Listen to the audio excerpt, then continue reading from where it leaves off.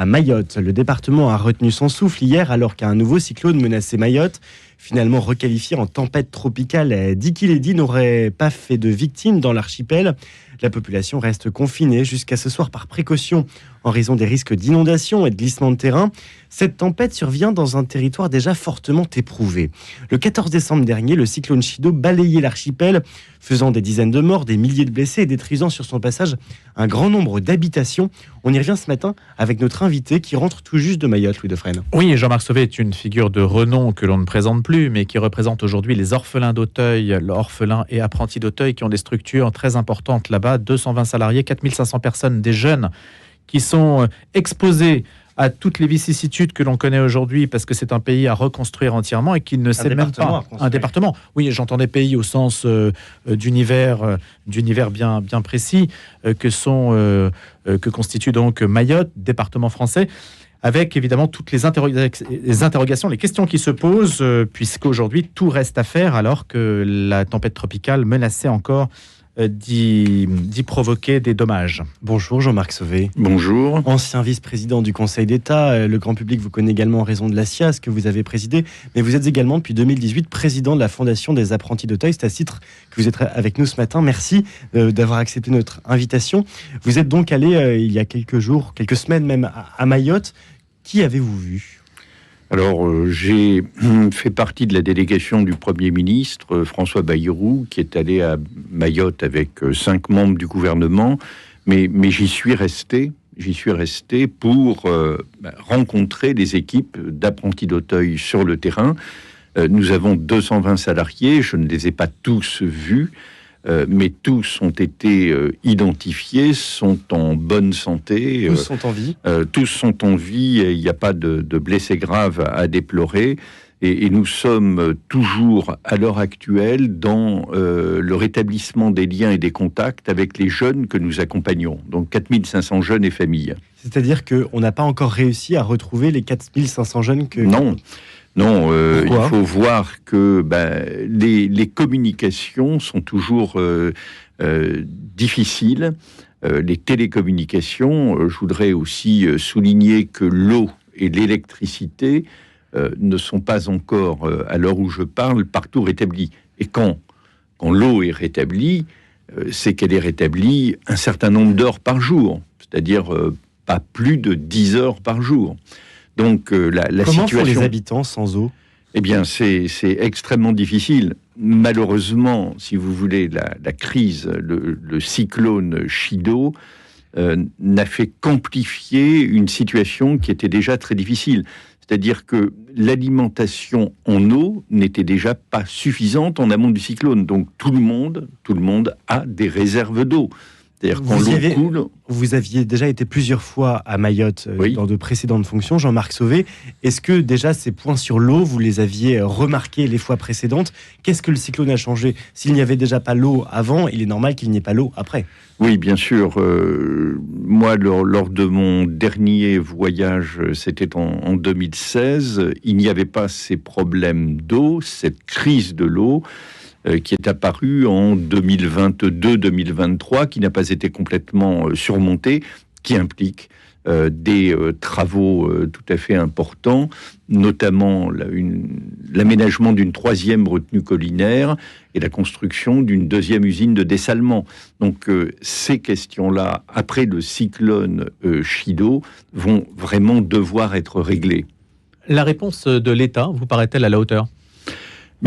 L'État a organisé les secours avec beaucoup de détermination et de diligence, avec tout de même une difficulté, c'est qu'à la différence de la zone antillaise, Mayotte est très loin des bases. Je dirais le site le plus proche pour venir en secours à la population, c'est La Réunion, c'est 2 heures d'avion. Et pour le reste, on est à 12 heures de la métropole.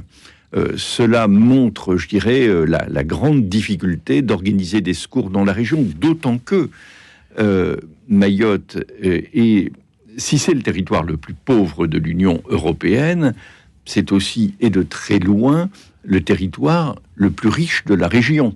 C'est-à-dire qu'il n'y a pas de secours qui puisse venir de l'environnement immédiat. Moyennant toutes ces difficultés, je pense que l'État a fait le maximum pour les secours d'urgence. Je crois qu'au-delà des secours maintenant, il faut se projeter dans la reconstruction immédiate. C'est l'objet du projet de loi. Je pense qu'il y a des mesures très pertinentes qui ont été prises, notamment surtout le volet reconstruction des bâtiments avec l'élargissement de l'objet d'un établissement public foncier qui existe déjà, reconstruction des écoles, et puis aussi mise en place d'un dispositif social d'urgence pour toutes les personnes qui vont être en activité partielle ou en chômage partiel. Normalement, les bidonvilles ne devraient pas être reconstruits. Normalement, oui, ils ne devraient pas être reconstruits. Sauf que il faut dire la vérité. Les bidonvilles, les bangas de Mamoudzou ont été mis par terre avec ce cyclone qui a été vraiment terrible. Ça a duré 3 à 4 heures dans la phase de plus haute intensité. Et 15 jours après, les bidonvilles étaient largement reconstruits, notamment à partir des matériaux qui ont été soufflés par le cyclone. Et il est bien évident que pour des personnes qui sont, vraiment dans une situation de grande précarité, il faut se mettre à l'abri. Cela dit, après le cyclone, et en dépit de la reconstruction des bidonvilles, il y a encore aujourd'hui un grand nombre de personnes qui sont sans abri, et notamment des femmes seules avec des enfants. Et ces personnes bénéficient d'hébergements provisoires qu'il va falloir consolider dans les mois qui viennent. Donc, vous étiez fin décembre vous-même à Mayotte, Jean-Marc Sauvé. Où dormiez-vous? Où vous logiez-vous? Et dans quel état étaient les habitations dans lesquelles la délégation que vous accompagnez pouvait loger? Alors, j'habitais dans un logement en dur, construit par une filiale de la Caisse des dépôts et consignations. Mais il faut savoir que le cyclone a gravement endommagé aussi beaucoup de bâtiments construits en dur. Tout dépend de leur positionnement, par exemple sur les collines, sur le haut des collines. Oui, c'est très vallonné, Mayotte. Voilà, c'est extrêmement vallonné, et les bâtiments construits en dur ont beaucoup souffert. Moi, l'immeuble et l'appartement dans lequel j'étais a subi des dégâts minima. Ce que je voudrais dire, c'est que ce cyclone a porté très gravement atteinte à la nature. Alors, on voit les arbres qui ont été sectionnés, qui ont été arrachés, déracinés, mais il y a aussi, je dirais, toutes les récoltes, toutes les terres agricoles où il y a des cultures vivrières qui ont été retournées. Bon, ensuite, il y a eu, au-delà des atteintes à la vie humaine, je dirais un très grave traumatisme pour les habitants de l'île. Et pour nous, pour nos salariés, il y a une exigence vraiment particulière d'écoute et d'accompagnement de ces personnes qui ont vécu une épreuve terrible. D'une certaine manière, ce sont des survivants.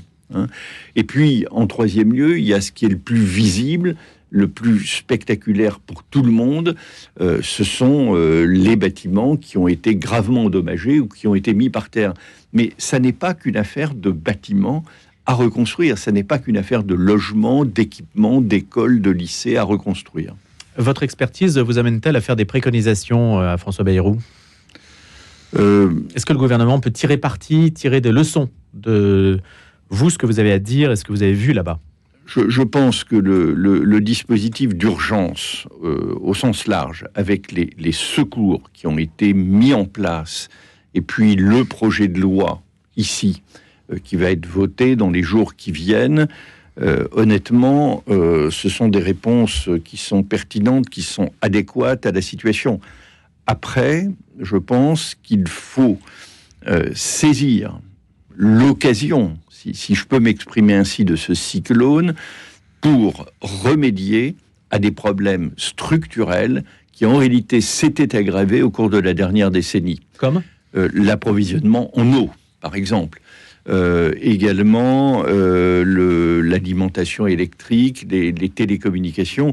Il faut vraiment que toutes ces choses soient regardées en face. Nous, en tout cas, pour notre part, nous mettons en place un dispositif d'accompagnement de nos personnels. Nous rétablissons petit à petit le contact avec les jeunes, mais nous n'avons pas à ce jour rétabli le contact avec la moitié de nos jeunes. La rentrée scolaire devait se faire aujourd'hui. Elle se fera dans les jours prochains dans notre lycée, dans notre lycée d'enseignement adapté.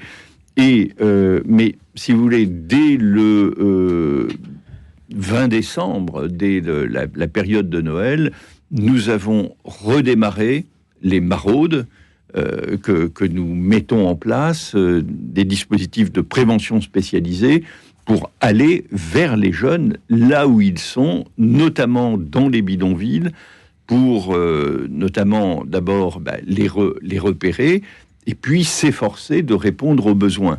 Et l'expérience qu'Apprentis d'Auteuil a concrètement sur le terrain fait que ces opérations, nous les avons conduites avec d'autres partenaires associatifs, avec la Croix-Rouge, avec d'autres institutions, d'autres partenaires associatifs, pour aller à la rencontre des jeunes, répondre à leurs besoins et notamment participer. Nous ne sommes pas urgentistes.